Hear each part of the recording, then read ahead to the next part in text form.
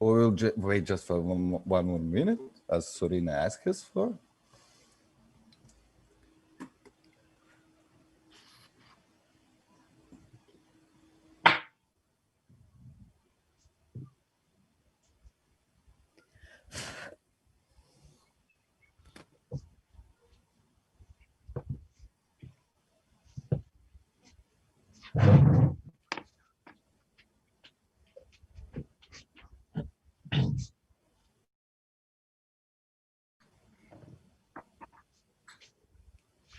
So we have five people watching us on YouTube, including me.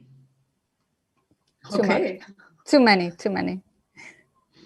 And there is also a Facebook live stream, so I guess maybe someone is catching there. But it's better if you're from Zoom, right? Because then you can actually ask questions. Okay. Serena, I don't hear you. Sorry, I was speaking on my own. We also have social media moderators, people who are keeping an eye on right. Facebook and whatever. But yes, it's always better. 5 people watching us on YouTube, including me. Okay. Too many. One more. I mean, I think we can go ahead. Yeah.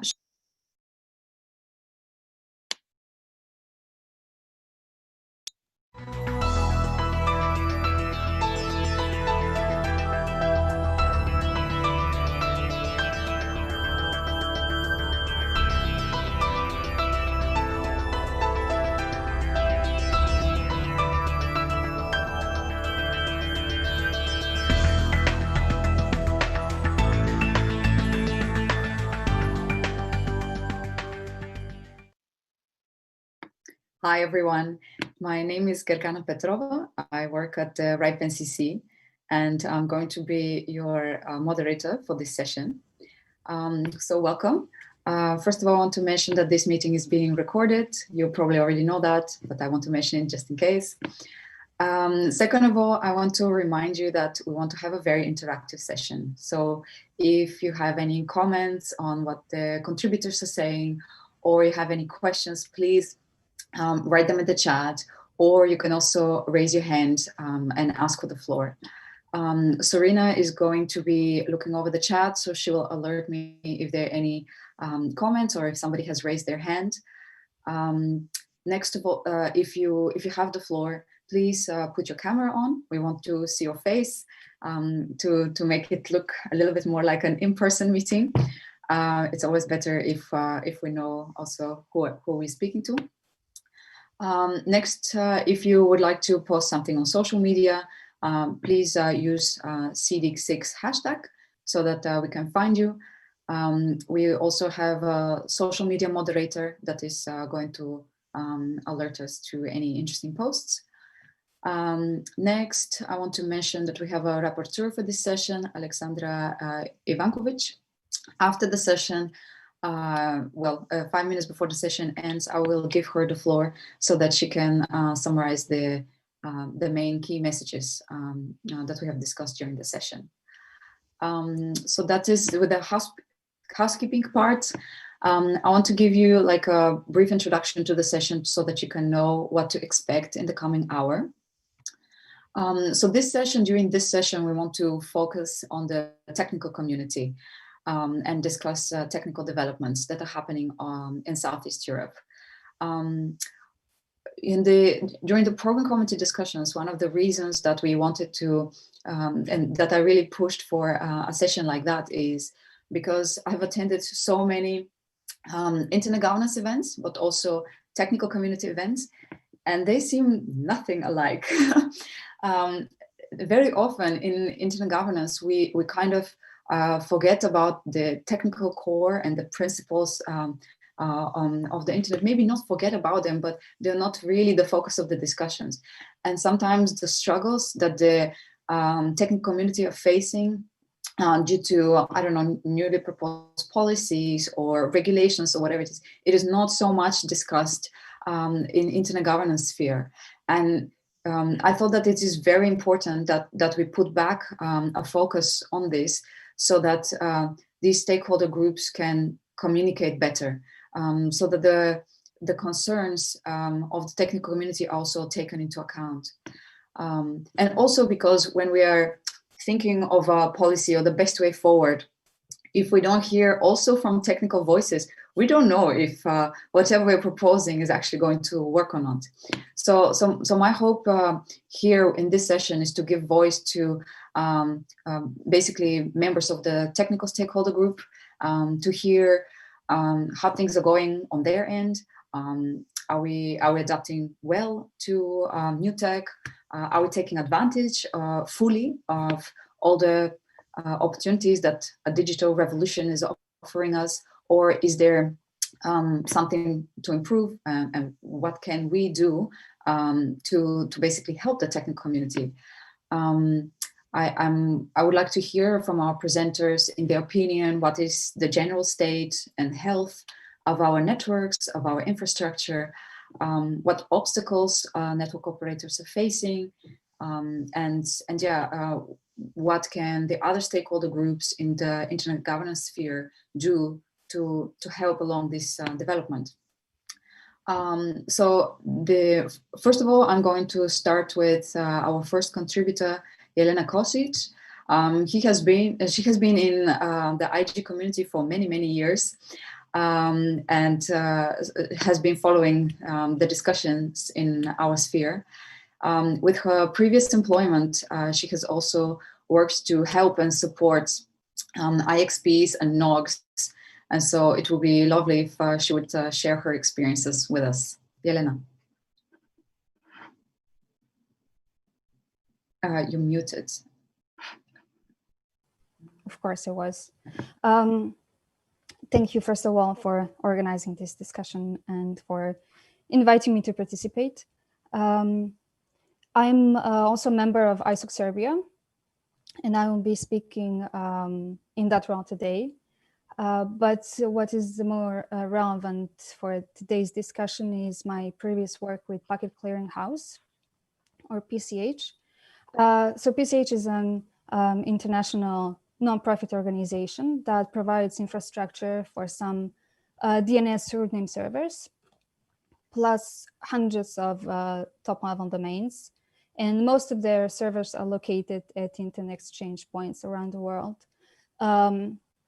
As a part of their mission, they also provide technical support to IXPs, both in the process of building and operating an exchange. And since my work was mostly tied to IXPs, I wanted to share some of my observations based on the experience of working with some regional initiatives, and to explain how their problems and obstacles matched the ones that I saw in other parts of the world. So I think I will start with just a brief definitions for people who might not be as familiar with the topic. So the internet exchange points are physical locations like commercial data centers, where networks connect and exchange internet traffic via common switching infrastructure. And this process of exchanging traffic is called peering, and peering in most cases is a cost-neutral transaction. So there are many good reasons why having an exchange, at least one exchange in a country, is a good idea. Some of them are like the fact that by keeping local traffic local, they decrease the latency, they lower operational costs for a network, but also improve the performance for end users. In the long term, they encourage development of communications infrastructure, but also enable competition and innovation. So you would think that the reason why a number of countries in the Southeastern Europe still don't have an active and operational IXP is that, well, it must be a terribly difficult thing to set up, but well, no, it's actually quite easy for the technical part. The initial investment in the equipment is rather small, and the technical know-how is also rather simple. So the majority of the potential problems come from the non-technical side of the process. And this is a global phenomenon, not something that is unique to the Southeastern Europe. The first and the most important step in establishing an IXP is actually building community and trust between potential participants. So their collaboration is essential. But as you can guess, this is where it gets tricky, because these networks are also competitors, and especially big players who have a dominant position on the market initially tend to be very reluctant to join such a project for the fear of losing that position. But I would say this is mostly just a perceived conflict of interest, and maybe it could be more easily understood as a type of prisoner's dilemma. But without these big players, the project cannot be successful, because then the large chunk of the traffic is not going to be exchanged, and the whole purpose of the project is going to be largely diminished by this. Building these relationships take a lot of time, effort, and patience. And I've seen this process taking years and still not ending successfully. And almost a couple of years ago, I did not believe that it could possibly take that much time. Other important steps include finding a neutral location, buying equipment, and providing technical training for the people who are going to be on the operational side of the thing. But the proof just how important it is to get this done right are cases like Albania and Bosnia and Herzegovina in our region. Those are the countries that I had the experience and opportunity to observe in the last couple of years. So what happened in Albania was that Albanian Telecom, the largest operator in the country, just refused to participate, and the negotiations between other peers took years. But they were making progress until last year, when after a few key people who were driving the whole project left, the whole thing just fell apart, and the exchange still exists. It's called the Albanian Neutral Internet Exchange in Tirana, with the support of Italian partners, an Italian exchange from Rome. But this is definitely not a sustainable or long-term solution. It is pretty clear that Albanian community has to come together to resolve this. And in Bosnia, they had similar issues, but there's an additional layer of complexity due to political and ethnic relations. And I would also add that a common problem to me, it seems to be the lack of diversity based on gender, age, background, that is preventing these communities from growing and becoming strong and vibrant, which is, as I try to explain, pretty necessary in the long run. And but also not to forget, IXPs are also very sensitive to market and regulatory constraints, like high import taxes or high cost of local fiber, or just a number of non-transparent or complicated rules for network development. And in the countries where the liberalization of communications market hasn't yet taken place, the operating of an IXP can be quite a challenge. And just to conclude, my observation is that the non-technical barriers to technological development very often tend to be far, far greater than technical ones. And with a focus on digital sovereignty, like what we're seeing in Russia, trends, and China, and now European Union as well, I would say that we're going to see more and more regulation that will affect internet infrastructure directly or indirectly. Yeah. And that's it for me. All right, thank you so much, Helena, for sharing this experience with us. We have quite a lot of IXPs on our panel, so I'm definitely going to give the floor also to the already established ones. But first, I want to ask Vladislav Bedikov to also share his experience with setting an IXP. So Vladislav works at the St. Cyril and Methodius University in Skopje, but for several years he's also been very active in trying to create an IXP in Macedonia. So I was wondering, Vladislav, if you could share your experience around that with us. Thank you, Gergana, and thank you, Helena, for showing and reminding me how long does it take to establish an IXP. The Macedonian IXP started as an idea many years ago in a RIPE meeting in Romania with some of the usual suspects we have here on this panel, actually. And currently we are at the moment making our regular daily records in traffic, mainly thanks to the situation with the COVID-19. And it's a very interesting story how the need for connectivity actually created the need for people to join the IXP. All the big operators actually saw the problem, and in March, most of them started connecting to the IXP. So now we are in the next stage, fighting to get international players here.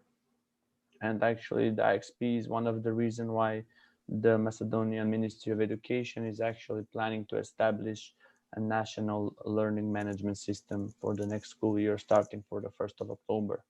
So it's very interesting how it took almost 5 years to start the thing and get equipment and technical things running, and then how it took only a year and a half to get to a level that we are already established as an IXP, and hoping that we will grow more and more. So it's a very interesting, because if we were talking this in Romania a few years ago, I would probably say it will take us 10 or more years, but we are closer than that, and we are seeing results mainly driven by innovation and mainly driven by the need of services and connectivity. And actually this is what is now happening, people moving to online services, people moving to e-shops, and this drives just more and more of traffic to actually be local. We even see some signs of banks and other financial institutions willing to actually join the exchange, which was not in our initial 2 or 3 or 5 year plan. So it's a very story based on country, but yeah, it takes a lot of work with the community, a lot of work with the operators. We are lucky that as a faculty for computer science, we are in a very good position, and we have very good cooperation with all the operators. So we are somehow very neutral to them, and they don't have problem to, let's say, come for regular meetings and work as a community, even though they are competitors in the market. So we see this as an evolving trend, which is very good for the development of the IXP. You see network engineers from operators talking on these meetings without the scare, without the afraidness of being your competition, knowing what you're doing and what are your problems, or what are your ideas. So generally, it's a situation, ever-changing situation, and this was not the area of work, let's say 1 year ago. It was very low in interest from the operators, but the new normal, as they all will to say, created this extended need of operators working together. Thank you very much for this experience, Vladislav. So yeah, I think maybe what is different from Macedonia's experience than Albania and Bosnia is the fact that indeed you as the university kind of like provided a super neutral ground for like these developments to take place. I see that in the chat we have a question for Helena from Rola Hamza. Let me just quickly read it. Regarding the point, the IXP's challenges, which one of the challenges is lack of diversity. I wonder if you can elaborate more on the relation between diversity and IXPs. Okay, well, I said that I think that having a more diverse community is something that is going to help them succeed at the end. So far, my experience was that it's at a different network operators group and similar events. It's a small community. very exclusive and very homogenic, like when it comes to age and gender. And not that it's necessarily a bad thing, but shaking things up, I think, would improve things. All right, thank you very much. So we actually have two more speakers that come from established IXPs. So I have Christian from Interlan in Romania. Can you share with us, because you have so many years already in operation, how are things working in Romania? Can you share your experiences? Hello, Gergana. Hello, everybody. Hi. Our experience is that this the IXP management is constantly shifting. I somehow agree with Helena that diversity is important, but I wouldn't put it at in first. When there is a need for diversity, it is important to use it. But for example, I wouldn't go too far on this, because everybody has to have a role, and if there is no purpose for the role, then why hire or why use somebody? Secondly, my opinion is that contrary to what Helena said, the technical aspect is very important, and sometimes it can lead to success or failure. It is very hard to sell something for the IXP. How can you put into words the services you make? Because basically, an IXP is an intermediary, and almost everybody wants to get rid of intermediaries. But if the intermediary reaches a sufficiently high level to give somebody that is not important for the operators to give, then he will have a product to sell, something other than peering. And I will give you an example. First of all the over-the-top services, basically selling these services from left to right with zero costs. How do you make profit? It's simple. You sell ports to everybody. So it is also important from a technical point of view and the management one to carefully choose the objects that you will sell, and then the services you just give them for free, because as an intermediate operator, you are not really providing anything, just selling from left to right. What you can sell on that service would be low latency, would be a higher bandwidth. Like if you join Interline, you can see Netflix in 4K. If you take it from your regular operator, you just have a high definition or a Dolby Vision or something else. So what you can sell are technical details. Something very interesting in Romania that operators started to ask with the COVID-19 situation was, what's the amount of traffic me as an operator I'm doing with other local operators? And this cannot be done, and it is not the subject of the operator himself. It is a technical detail that the internet exchange can provide. And actually, Helena said that it is not very expensive. I can tell you that we had to change our core equipment 2 times just to respond to this particular technical detail. What we did, we sold something that nobody else has. And I think this is the main idea, for every internet exchange point to try to differentiate a little bit from the regular operator, to invest in the equipment that will provide those technical details, so that the operator is not forced to do it himself. Something else that we did at Interland to diversify the portfolio of services we provide, we started to use those equipment. The equipment can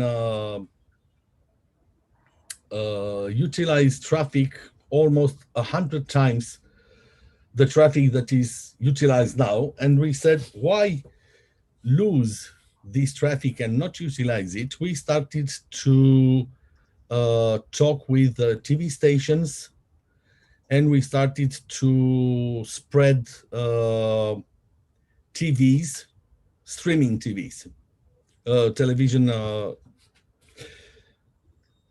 What happened, it was very difficult with the first 10, and then it became easier and easier, and everybody wanted to come to the exchange just to have access to 20, 30, and I think we have somewhere around 50 TV stations. How much does it cost? Well, it doesn't cost anything, because we are not selling TV. We are not providing TV. We are just providing ports, and the TV stations are the ones providing the content. So we stuck to our basic business model. We are just selling ports and connectivity, and whatever comes on that port is for free. This is the way that we tried to differentiate from the regular operators and become interesting in the local market. I'm not going to talk about or go into details about IPv6 implementation and backup. When people started to be interested in TV, well, TV is a primary service, whereas internet is a secondary one. If your internet doesn't work for 5 minutes, it's okay. You're just waiting. But if your TV doesn't work and you are watching soccer, well, in 2 seconds, you are starting to break something in your house. So people started to buy backup ports, which can be a passive backup ports. I mean, you have to make a phone call, to talk to a technician to activate the port, or they can be active. When the primary link is severed, the backup port automatically goes into operation. And this goes, if we are talking about backup, about the existence of a second or a third IXP in the same region or town or country. We observed that since in Bucharest there is another free or neutral internet exchange and the commercial ones, operators started to connect to the other two just because they use a different management, they use a different technical people. So they used the other internet exchanges as backups. Maybe sometimes they use us as backups. But this is an interesting fact about how two entities basically competing on the market can coexist because of the needs of the end users and of the operators. And I think I'm going to stop here because I think I have talked about the most important stuff. Thank you. So much. Thank you very much. Thank you, Christian. Really, really nice to have your experience in Romania. So let me hand over to Zoran. Zoran Perovic has been working in Serbia, but also abroad in the technical community for many, many years. He's the CEO of SOX, the Serbian Internet Exchange. And so I would like to ask him to share his experience setting it up and how it works now. But also I know that I want to bring in a little bit more parts in the discussion. I know that Zoran has been quite active with the Serbian network operators group. So maybe Zoran, you can share to us your experiences from both those parts. Of course, of course. Hello, everybody. First of all, to lay the table, to set the scene, SOX is a private company, and that differentiates IXP attitude to the market from maybe the rest of the region. In ex-Yugoslavia, IXPs are mainly not private companies and governed by universities or regulatory or government entities, and we cooperate a lot with neighboring countries, and we find that communication, collaboration, cooperation is actually crucial thing in establishing, running, maintaining, and eventually growing IXP. I made some points and notes here, mentioning RSNOG as well also.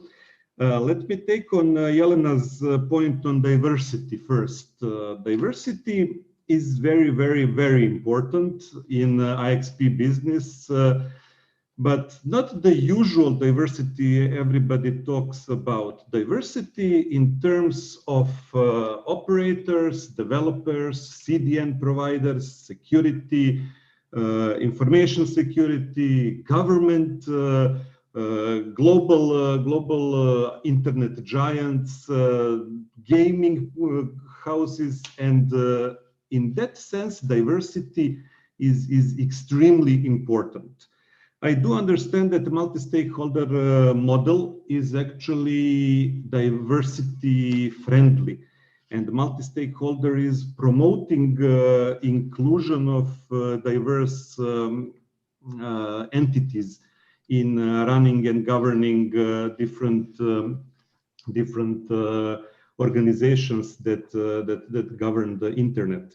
So I would like to say yes to Jelena point on diversity. It is extremely important not to have only technical, only operator, only CDN, only vendor, but to have everybody included in running such a critical infrastructure like Internet Exchange Point. And it is not that I would like to brag about SOX being important, but it is the European legislation that is actually establishing Internet Exchange Point and CCTLDs as a critical infrastructure in each and every country. We started with really technical excellence. My partner, Dr. Nenad Krajinovic, and myself are well-known engineers, technical guys in the country, but we did not stop there. We did not stop on high availability. We did not stop on good design of the network, but we did a much bigger picture, connecting not only networks, but connecting people, organizing events, traveling all around the region, cooperating with RIPE a lot, cooperating with ICANN, NetNode, Verisign, PCH, Jelena's PCH. Jelena was there actually when we put the big router into the data center. It was 100-kilo router, and you can imagine how interesting that was.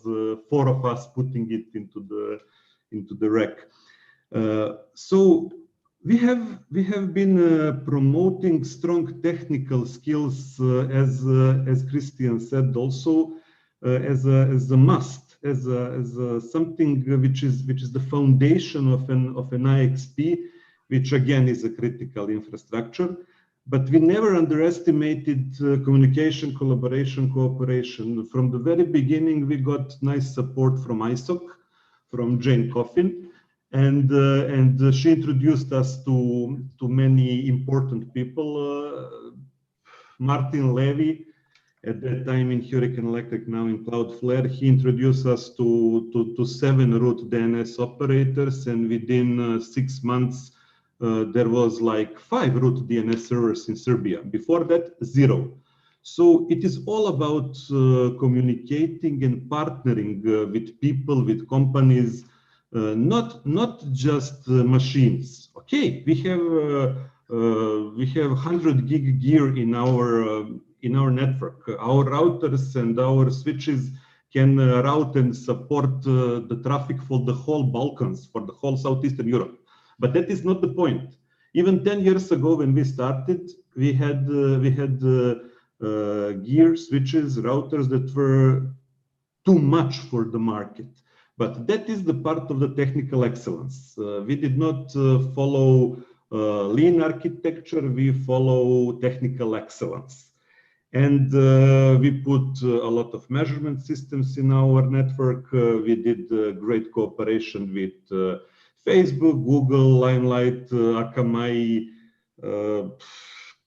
I don't know, really many CDNs, many root DNS servers. And last couple of years, 6 years to be more precise, we organize RSNOG, as Gergana asked me to shed some light on RSNOG. It's a community effort. It's a community effort heavily supported by SOX, IXP, and by RNITS, CCTLD of Serbia. The two of us gathered and said, okay, we both work with community, we should give something back to the community. And we started doing this RSNOG.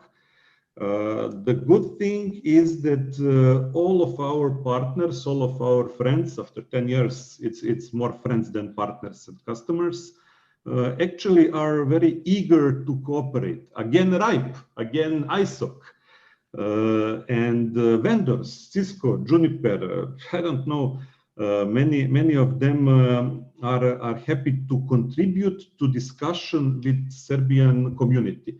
And it is not just Serbian. We have people all around Southeastern Europe coming to RSNOG, but then again, Belgrade and Serbia are somehow in the center of this Southeastern Europe region. So it is easy to travel from Romania, from Bulgaria, from Croatia, from Bosnia, and we have bigger and bigger RSNOG every year. Last year it was close to 300 people. And it was, of course, the best so far. And we hope that we will have RSNOG 6, which will be virtual, to be even better. And last 3 years, and this year also, we have overarching theme being information security. It is not that we are paranoid and want to talk just about the security, but it is something that market is asking from us. That is something which is very important when we consider COVID, work from home, switching economy to virtual environment, switching government activities to different e-portals, and protecting part of the internet that is important for us is actually becoming more and more important. We had our eye on Czech Phoenix project, Secure VLAN, for, I don't know, 10 years probably. But so far we did not bring this service to the market. Again, coming to Christian, each and every exchange should make something to differentiate from another. Our differentiator is definitely technical stability and inclined toward information security. We will do exactly that much that our customers are asking, requesting, showing interest in. And then to come really to the basics of this panel, is Southeastern Europe market ready to accept new technologies, new best practices? I would say that we did a lot of work, not just in technical aspect, but also in community aspect, to promote best practices, to promote manners, to promote good information security hygiene. But I honestly can say for most of Serbia that information security hygiene is not where it should be. It is like here and it should be like here. We are doing best we can, but again, our community is RSNOG, our community is users of IXP, our community is developers of internet content, online content. So we cannot reach all the people, and those that we can reach are actually already thinking about information security to a great extent. What we can do is to make some kind of platform, which apparently Runits is doing. We have a very good portal, domain.rs, which is promoting different aspects of content development in Serbia. But what we can do, we can educate educators and try to give them tools and know-how to further talk about information security and the importance of information security all around Serbia. So after 10 years, we are no longer new or small IXP. We are well established. But the key thing really are three things: communication, collaboration, cooperation, combined with technical excellence, combined with good strategy, combined with good support. It is really the best thing that we can offer to the market. That is what Nenad and I said, okay, this is what market needs and this is what we will do. What is the situation in other markets? In Southeastern Europe, honestly, it is very much different. In Bulgaria, you have at least 5 IXPs. In Romania, I believe there are 3. Christian, right? In Hungary, there is only 1, yes. and Macedonia, Montenegro struggle with IXP. Although I have to give to Macedonians Matrix. Come on, that is the name for the internet exchange. Somehow I envy you for Zoran, that is old news. Name. The Matrix is dead. That is old news. Matrix is dead. Oh no. So that is not in short, but in general, what we have been doing and what we think of doing next couple of years in Serbia. Thank you so much, Zoran, for this information. Amazing to know 300 people for RSNOG. Wow, that's amazing, and a really good point about the security hygiene in Southeast Europe. I'm seeing in the chat that there's quite a lot of discussion going on. So Toni Purstinen posted a question for the participants, but also people in the chat, if ISOC members or IGF participants have a good understanding of how the internet works technically. Things like client-server model, encryption, digital signatures, encoding, and so on. So I see that in the chat, there's already a few opinions, also including from some of our panelists. I just want to flag it. If somebody on our panel wants to chime in, please send me a message and I'll give you the floor on that. In the meantime, I also see that there is a comment that we've received from YouTube So I want to give the floor to Marco to let us know what it is. Hello, thank you, Gergana. The comment is from YouTube stream. It is from Hisam Ibrahim. He says the cost of lending fees and interconnection in the Southeast Europe region is still relatively high, raising the barrier of entry into many OTTs and other carriers considering as small markets. Many people claim policy reforms, regulations are needed. Others claim that once the players, the operators in the country see the market value, they will react and work in the common interest of the group.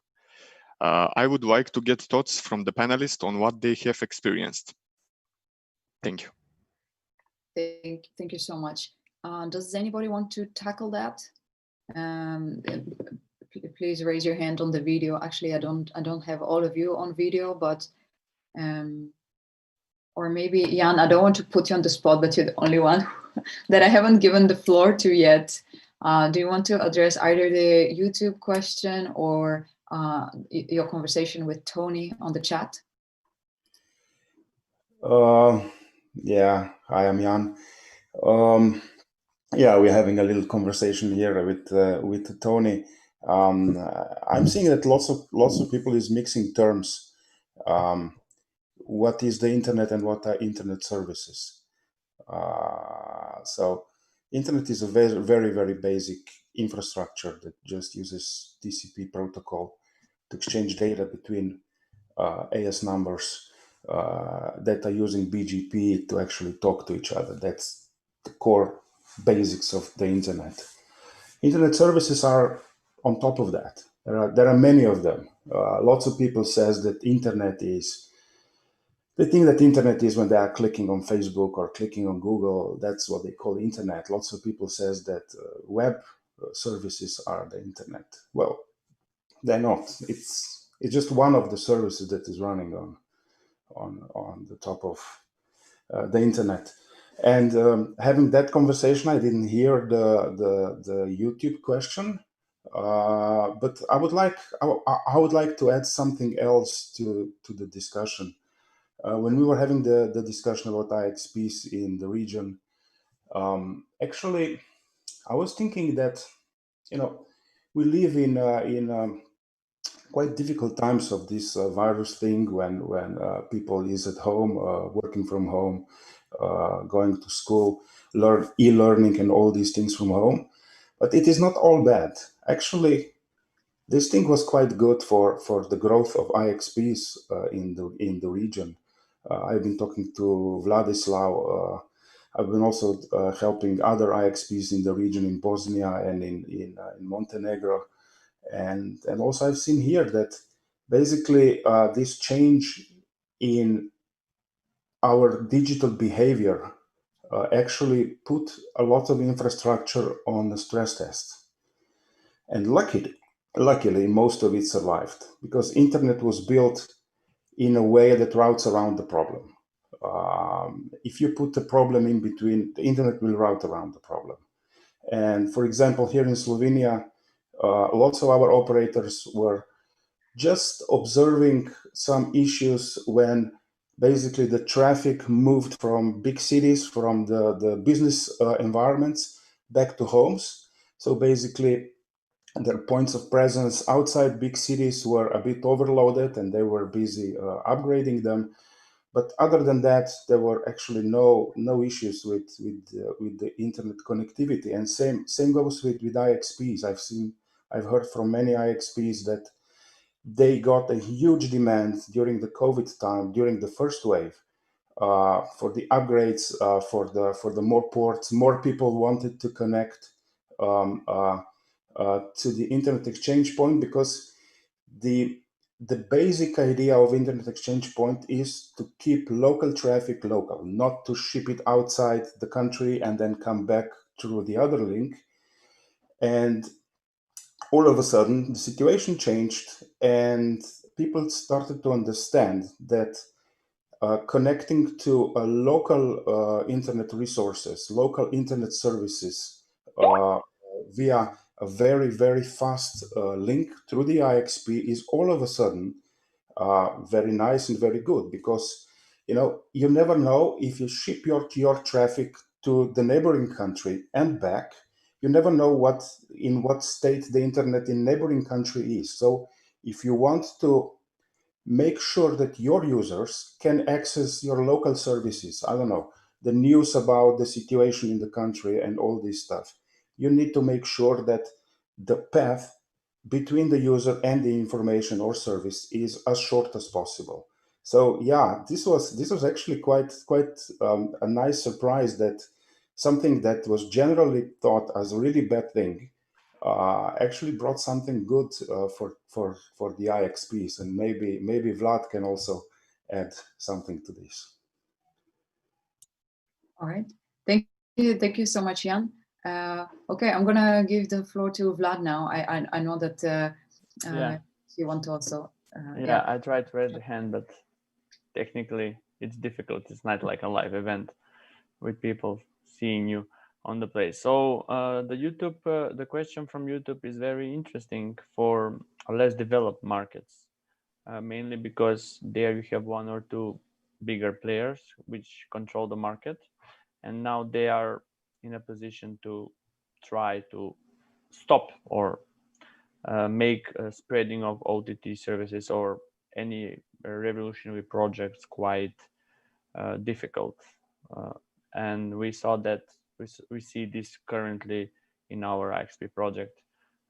If you ask to, let's say, lease a fiber inside the capital of Skopje, the prices you get is like 10 times more than you're getting to dig it out yourself.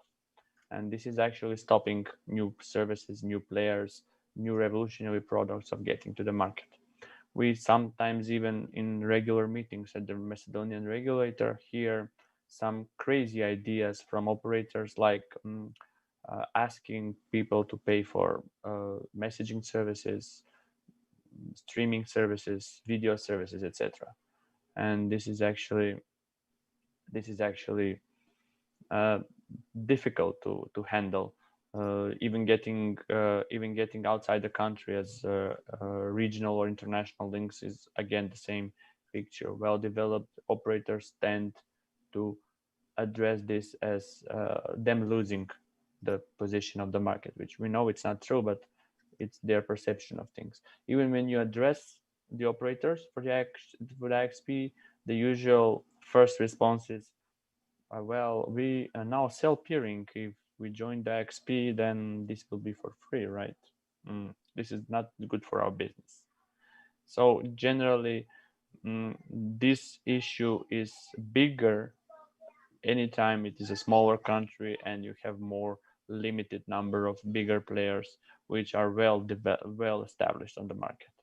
And we hear about regulators regulating this, but actually usually what we saw is only regulators regulating the end user prices, or on paper putting some measures which are then not usable, because at the end they allow the bigger players to have a commercial contract and give their prices as they wish. And when you see competition, these prices are 10 times or 5 times more. So it's a very difficult situation in regulators and trying to create a better market, and in reality they are actually creating a worse situation, because you see regulators just making things on paper, and then in practice it's impossible for this to happen. Thank you very much for this contribution. I know that Zoran also wanted to answer Hisham's question.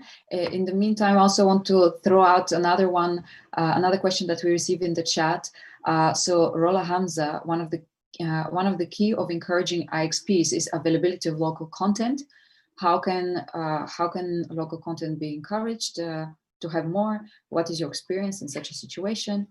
Jan has already suggested building the infrastructure, building the IXP, and that content will come back.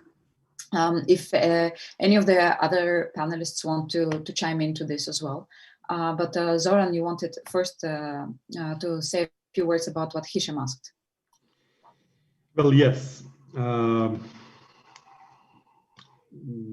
the question is really, are the people knowledgeable enough to take advantage of best business practices?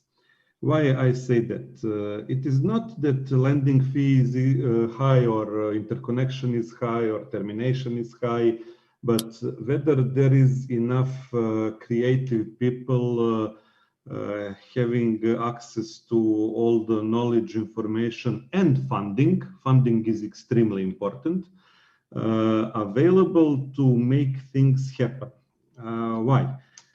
For example, SOX 10 years ago managed to lease 2 fibers, and it was really difficult, but it was 10 years ago. Today, 10 years later, we have more than 100 kilometers of fibers in our own ownership, both on IRU basis, which is bringing the cost, monthly cost down, but again, we had to invest like hundreds of thousands of euros in infrastructure. We are present in 9 data centers. We invest heavily to come closer to where the content is. Then there is a question whether the content is there or not, whether we should do something to make more content. Producing content is extremely slow. We see today that major contributors for the traffic in Serbian Open Exchange are Facebook, Google, Limelight, Akamai, Valve, Steam, and really only fraction of traffic is local content. mCloud, Mainstream, United, SBB.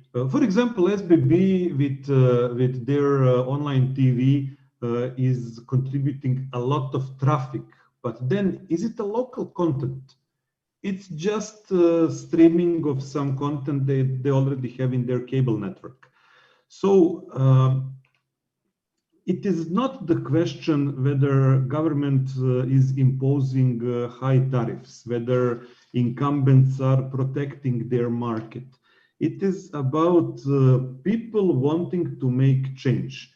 We in SOX, Nenad and myself, are actually consulting a lot of market players, usually without asking for any money, because what we do for money is network design, is mergers and acquisitions, and that is the consulting part of the business Nenad and myself are doing. But when it comes to development of infrastructure, when it comes to development of local content, we do it really out of belief that it should be done and that it will bring benefits to Serbian market. And honestly, it is not interconnection rate. It is the commitment of people wanting to make change.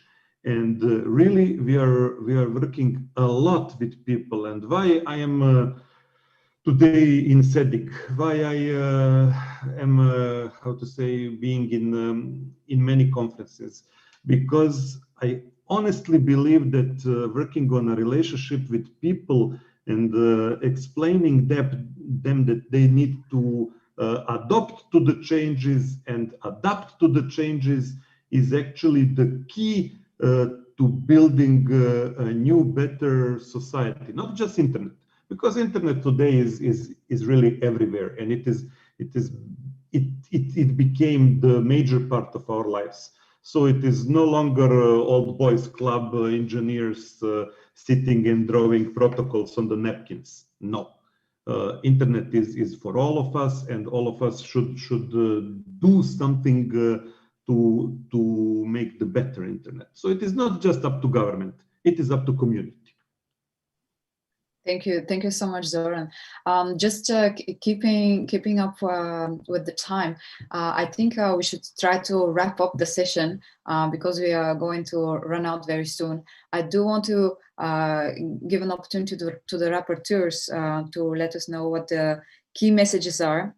But before I do that, I just want to very quickly go through all of the speakers once again and just ask you guys can like one sentence or two, or for example, give us a recommendation for the future, because it's great what the situation is now to discuss, but also like the one or two key points that you feel like we should work on in the future that are the most important.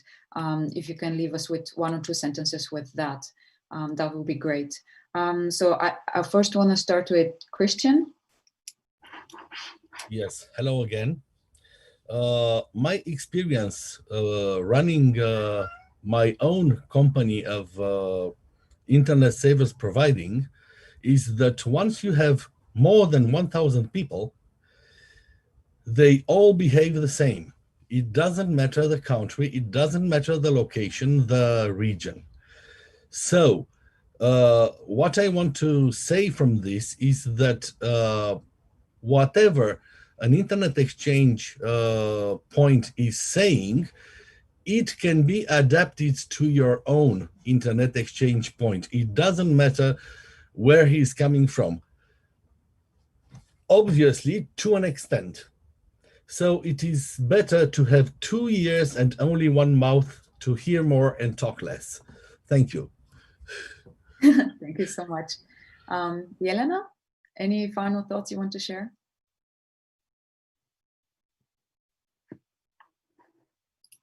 I think you're muted. I am. I don't know. I was my last point was that the regulation is going to be more a prevalent problem in the future, and I would. It's not the time now to open a discussion, but I was thinking that what's the difference between digital sovereignty and fragmentation of the internet? Because on one hand, we're going to see different policy proposals that are going to try to, for example, in the European Union, they're really trying hard to stop the dominant position of US tech companies in the European market. And in return, that's going to have an enormous effect on the European market, in European internet infrastructure. And is this a good thing? Is this something that we are aiming for?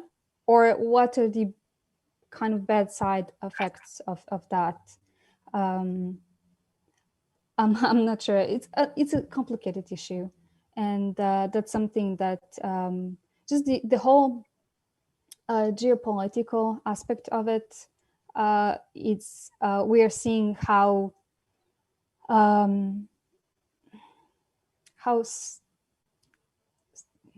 strong it actually can be with the US ban of Chinese applications, WeChat and TikTok.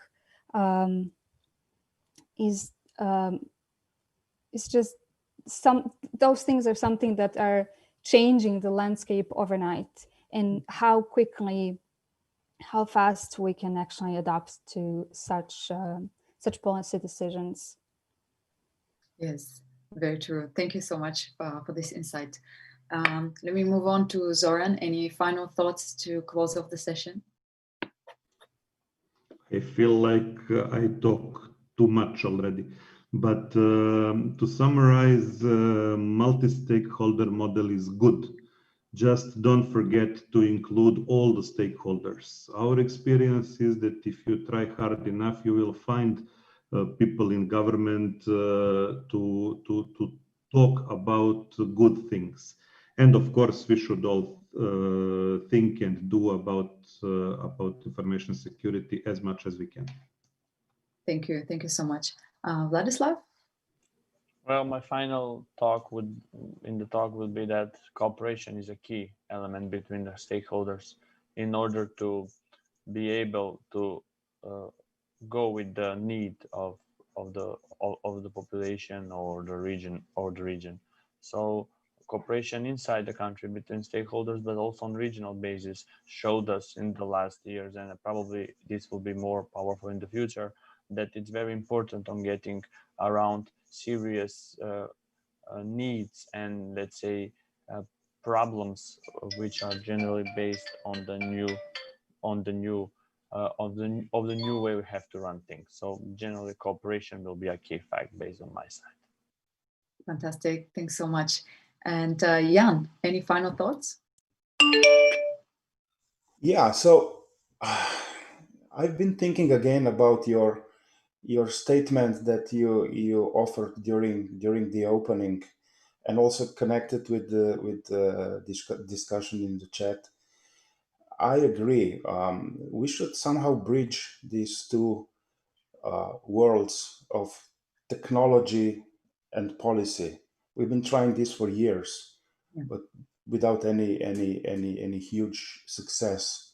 But I think that policy people should be aware what's going on in technology, how the internet is being built, being developed, because these are now two completely separate worlds, two completely separate worlds. And I think we need more of a technology in policy world, and a little bit of more policy in technology world. So, but how we're gonna do that, I have no idea. And I hope that this session was not accepted by this crowd like a sort of like extraterrestrial people talking about some weird stuff. Thank you. I hope so too. Thank you so much for this. Let me give the floor to Alexandra now. She's going to let us know what are the key messages that she noted down during the session.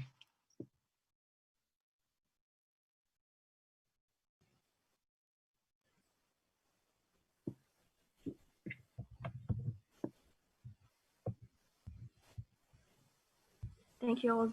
Do you hear me? Yes. Thank you all for the interesting discussion. I'm going to read the draft messages, which will be published on SEEDIG website, and you will be able to submit suggestions and comments on it. So the first message: enhanced cooperation among diverse stakeholders is necessary for developing IXPs. In order to establish themselves on the market, IXPs should diversify services they provide to end users. Information security in the CE region should be improved by strengthening cooperation and technical education. Regulators should invest more effort in creating better and more just policies. Regulation should not focus only on the end users. That's it. Thank you. All right.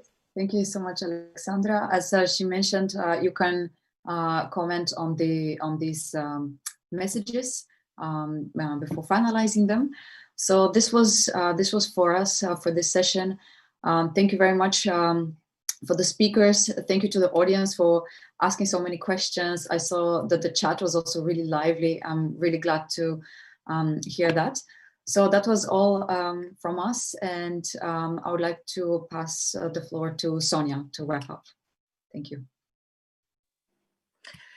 Hello, everyone. After this very informative and technical session, well, thank you all to all the contributors, and thank you, Gargana, for the great moderation. We have a quick coffee break where myself and Liana will talk to you about the coffee habits of our region, of ourselves, and we also expect to have a quick informal chat with everyone who wants to join before continuing the rest of the day. So if you have time and if you like coffee or tea, please stay and join us. Yeah, join us. All right. Okay, everyone, have a lovely day. Thank you. Cheers. See you soon. Bye. Bye. Cheers. Bye-bye. Bye, everybody.